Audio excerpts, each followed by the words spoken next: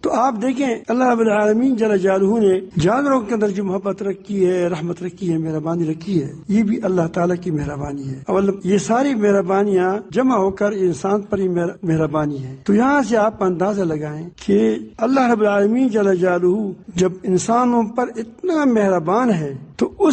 اگر اس کو کوئی تکلیف پہنچائے اس کی سزا کیا ہوگی۔ جو چیزیں اللہ تعالیٰ جل جلالہ نے انسان کے لیے پیدا کی ہیں اور اس کے اندر جو مہربانی ہے وہ بھی انسان کے لیے ہے، تو آپ یہاں سے اندازہ لگائیں کہ اگر اس چیز کو نقصان پہنچائے تو اللہ تعالیٰ انسان کو جہنم میں ڈالتا ہے کہ تم نے کیوں نقصان پہنچایا اس کو۔ حتیٰ کہ ایک بکری جو سینگ والی ہے، اگر دوسری جو بھی سینگ اور وہ ہے بکری ہے اس کو مارا ہے تو قیامت کے دن اس کا بدلہ اسے لیا جائے گا کہ تم نے کیوں ظلم کیا تھا۔ آپ کو بار بار یہ واقعات آتے ہیں کہ اگر ایک آدمی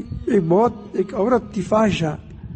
جس نے کتے پر مہربانی کی، اب کتا انسان کے لیے اللہ تعالیٰ نے بنایا ہے، اس کی چوکیداری کرتے ہیں، اس سے وہ کیا کرتے ہیں، وہ شکار کرتے ہیں اور اس گھروں میں جو بیابانوں میں ہوتے ہیں تو اس کی وہ چوکیداری کا کام کرتا ہے۔ اور جو آپ دیکھیں گے وہاں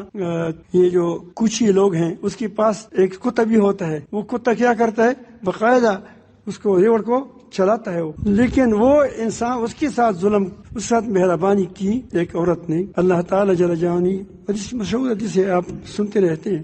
اللہ تعالیٰ نے اس کو جنت میں لے گئی، اس کی معاف کر دیا، کو اللہ والی بن گئی وہ۔ تو مہربانی اللہ رب العالمین جل جلالہ انتہائی مہربان ہے، نہایت مہربان ہے اپنے بندوں پر۔ جو لوگ اس کے بندوں پر مہربانی کرتے ہیں، اس کے دل کے اندر مہربانی کا جذبہ ہوتا ہے، وہ اللہ تعالیٰ اپنے آپ کو قریب کرتا ہے، اس کو اپنا قرب نصیب کرتا ہے، ان کو اپنا تعلق نصیب فرماتا ہے۔